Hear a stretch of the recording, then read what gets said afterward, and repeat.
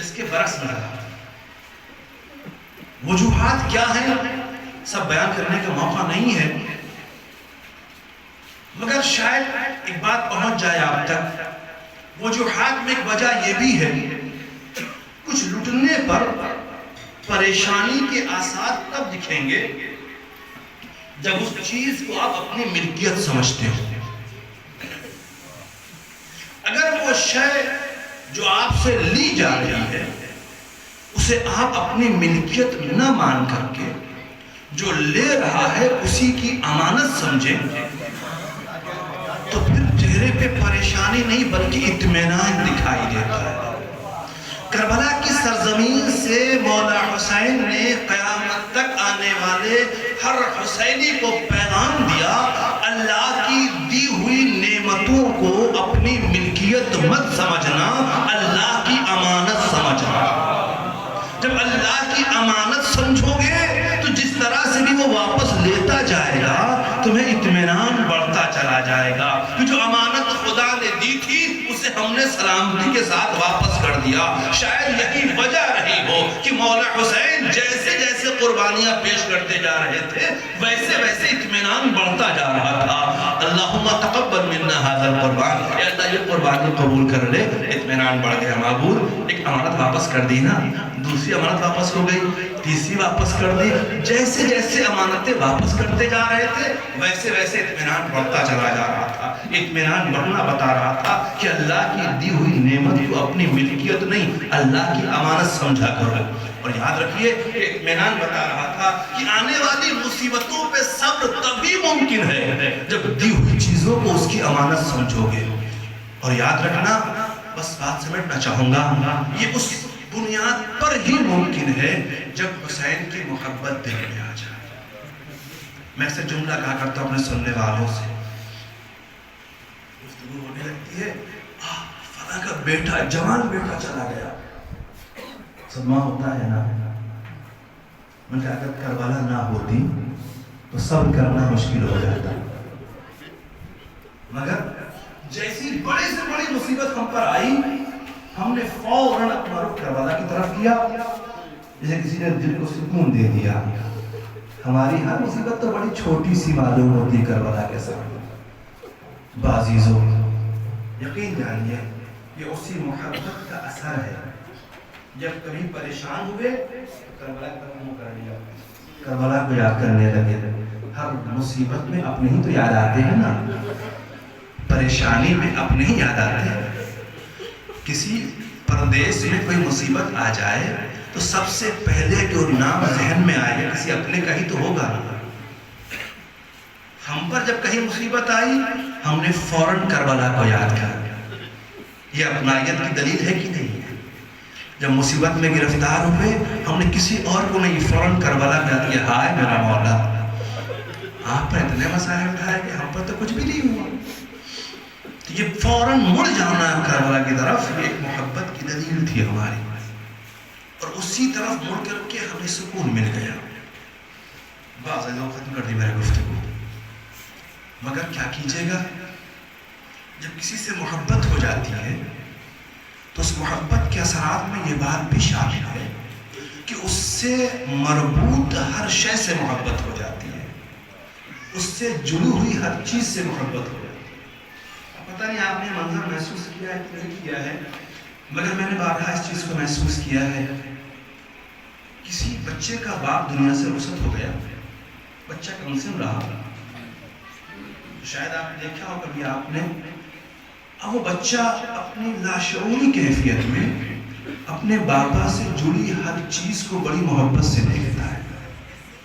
بابا کا بستر یہاں تھا، بابا کا پین یہاں رکھا ہوتا تھا، بابا کی کتابیں یہاں ہوا کرتی تھیں، بابا یہاں بیٹھا کرتے تھے، یہ میرے بابا کا لباس ہے، یہ میرے بابا کی چیئر ہے۔ اچھا فطری کیفیت ہے یہ، جس سے اسے لگاؤ ہو جاتا ہے، اور پھر وہ اسے دیکھ کر کے باپ کو یاد کرتا ہے اور روتا رہتا ہے۔ اے عزیزو، شاید اسی فطری کیفیت کا تقاضا ہے کہ آج اتنی صدی کے بعد ہم اور آپ سب جتنے آزادار بیٹھے ہوئے ہیں، ہم کیا کریں؟ ہم کربلا میں تو تھے نہیں، ہم نے وہاں سے منصوب ایک علم بنا لیا، اور جب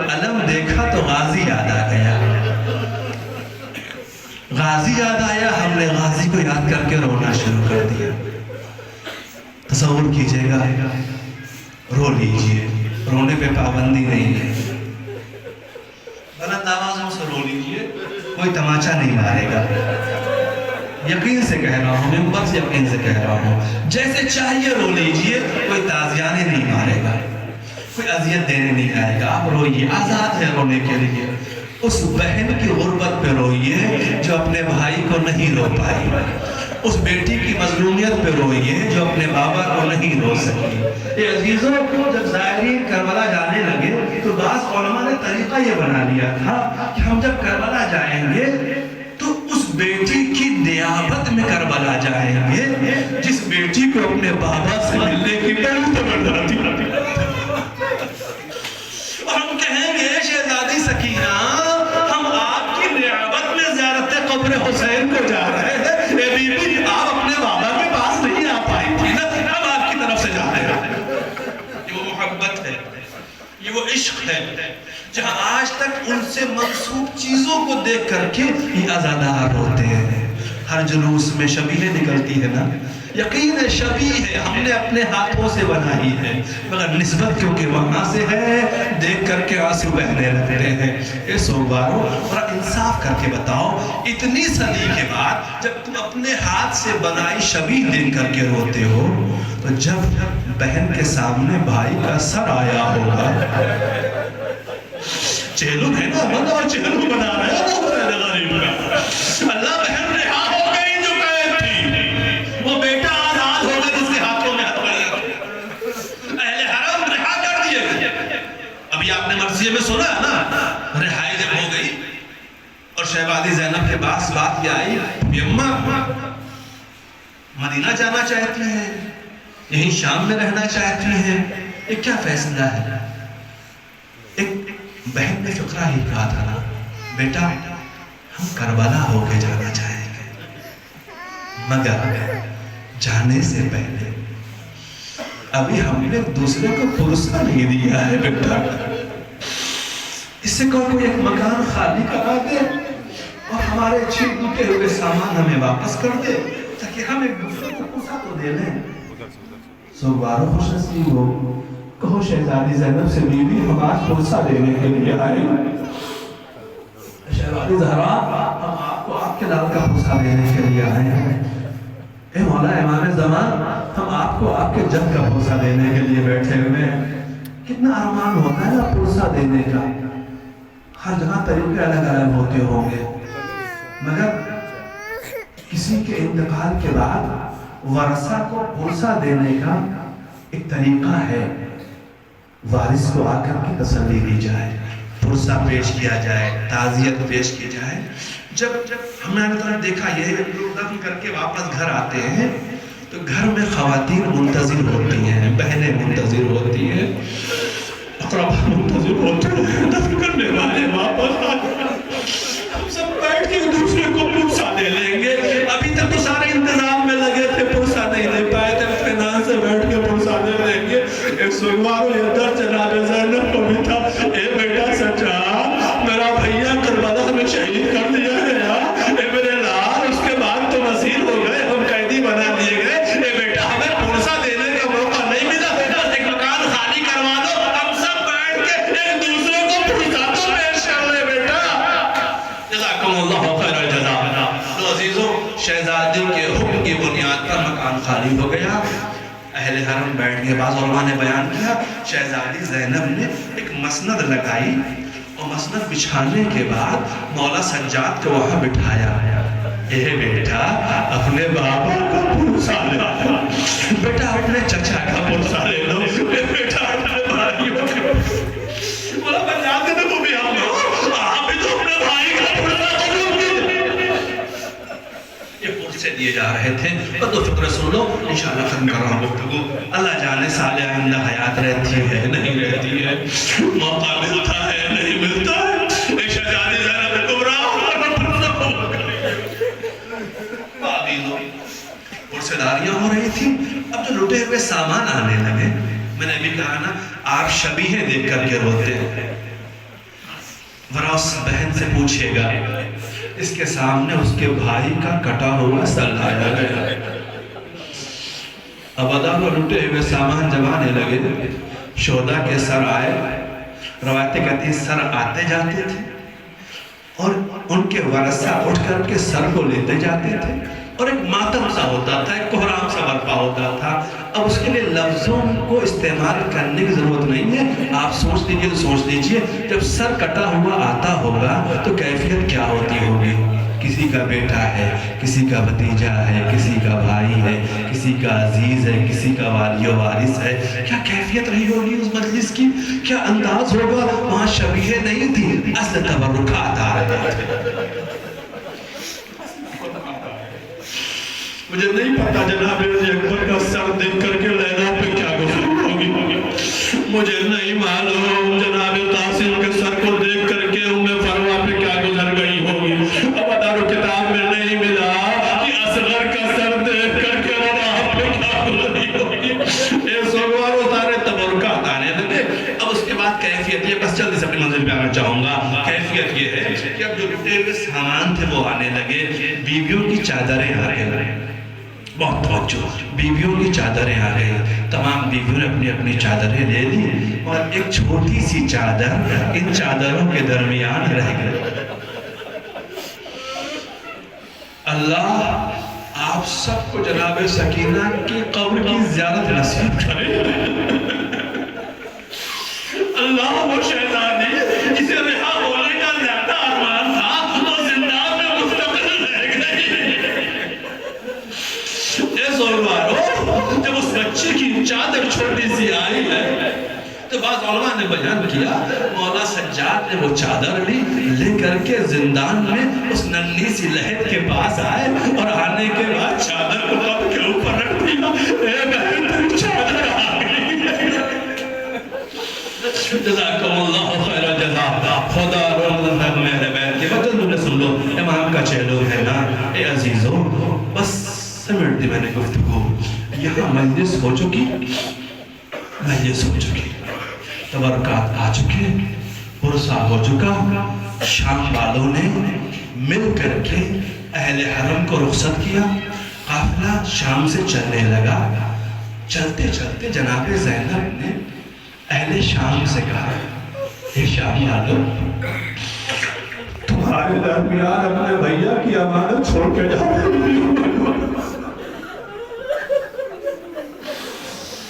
نام میں حسین کی امانت رہ گئی ہے، جب کبھی موقع ملے تو آخر میں چلا کر دیا۔ جزاکم اللہ خیر جزا، اللہ کوئی غم سمجھ غم اہل بیت۔ لو عزیزو قافلہ چل پڑا، کہاں جا رہا ہے قافلہ؟ کربلا کی طرف جا رہا ہے، حسین کا چہلم کرنے کے لیے۔ قافلہ کربلا سے قریب ہو گیا۔ اے سوگوارو یاد رکھنا، آج میں نے کہا کہ سارے زائرین کربلا پہنچے ہیں، ہر زائر کربلا کی طرف چلتا ہے، تصور کر سکو تو کر لو۔ جیسے جیسے قافلہ کربلا سے قریب ہوتا جا رہا ہوگا، اس شہزادی زینب کو بھیا کی امانت بہت یاد آئی ہوگی نا۔ اے بھیا، زینب تمہارے لہد پہ آ رہی ہے، معاف کرنا تمہاری امانت نہیں لاتا۔ سکینہ زندان میں رہ گئی ہے۔ ہاں سوگوارو، تو رسول ختم کر رہا ہوں میں گفتگو کو۔ روایت کہتی ہے قافلہ کربلا پہنچا، جیسے کربلا پہنچے اب مجھے نہیں ملا، میں نے نہیں پڑھا کس طریقے سے اہل حرم نے خود کو قبروں میں گرایا ہوگا، کیا شوق زیادہ حال ہوگا، جنہیں اڑیا لاش کے عالم میں چھوڑ کر گئے تھے وہاں قبریں بنی ہوئی تھی، کیا کیفیت ہوئی ہوگی۔ وہاں بعض روایتوں میں ملا کہ ان کے پہنچنے سے پہلے وہاں جابر ابن عبداللہ انصاری مولا کے پہلے زائر وہاں موجود تھے۔ اس سوگوارو روایت کہتی ہے قبر امام پہ موجود تھے، امام نے آواز دی جابر میری قبر چھوڑ دو۔ جابر درس گئے، مولا خیریت تو ہے، کیا گستاخی اور نکال نہیں جابر میری بہن رہا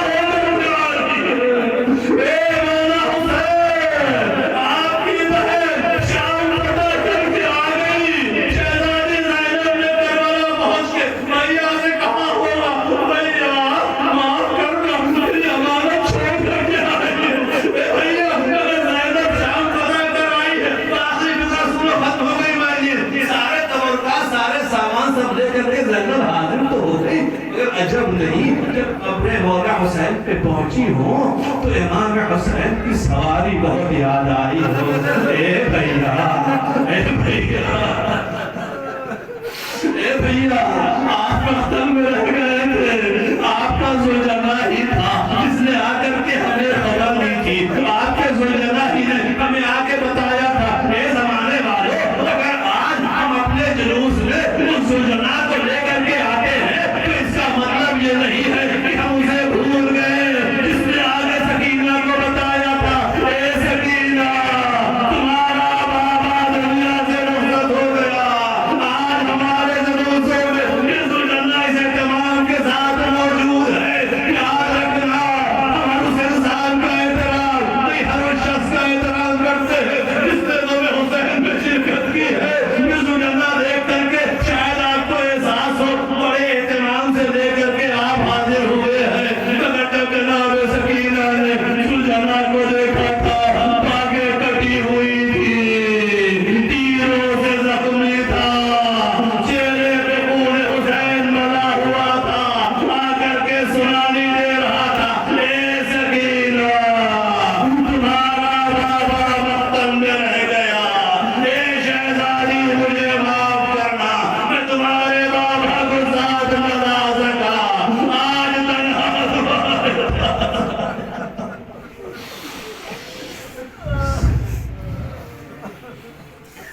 سيعلم الذين ظلموا أي منقلب ينقلبون إنا لله وإنا إليه راجعون. إلهي بحق زهراء وأبيها وبعدها وبنيها والسر المستودع فيها بار إله إلى معبود حسین غریب کی مظلومیت پر یہ جو آنکھیں نم ہوئی ہیں, اے میرے اللہ انہیں کسی اور غم میں مبتلا نہ کرنا. اے میرے محبوب جو حسین مظلوم کا چہرہ بنانے کے لیے حاضر ہے, انہیں ہر بلا و مصیبت سے محفوظ رکھنا.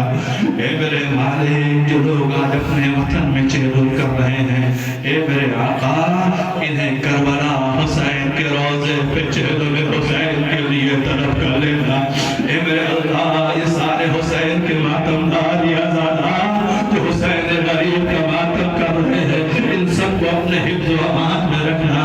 اے میرے مالک یا حسین کی صدا بلند کرنے والے سارے حسینیوں کی حفاظت فرما. اے میرے کریم پروردگار یقیناً ہم حسین کے ماتم کا حق نہیں ادا کر سکتے, ہم سے کہیں نہ کہیں کوتاہی ہوئی ہوگی. اے بابو اے شہزادی زہرا اے بیوی زینب کبریٰ ہماری کوتاہیوں کو معاف کر دیجئے گا. ہمیں توفیق دیجئے سال آئندہ اس سے بہتر اہتمام کر سکیں, حسین غریب کا غم اس سے بہتر انداز سے بنا سکیں. پروردگار یقیناً ہر جلوس میں ہر مجلس میں ہر ماتم میں ایک ذات کی کمی محسوس ہوتی ہے. حسین غریب کا وہ بیٹا جو پردہ غیبت میں ہے, نگاہیں اسے تلاش کرتی ہیں. اے میرے مالک ظلم بڑھتا جا رہا ہے, امام زمان کے ظہور میں تعجیل فرما. ہم سب کو امام کے خادموں میں شمار فرما. ربنا تقبل منا انك انت السميع العليم. ماتم حسین یا حسین.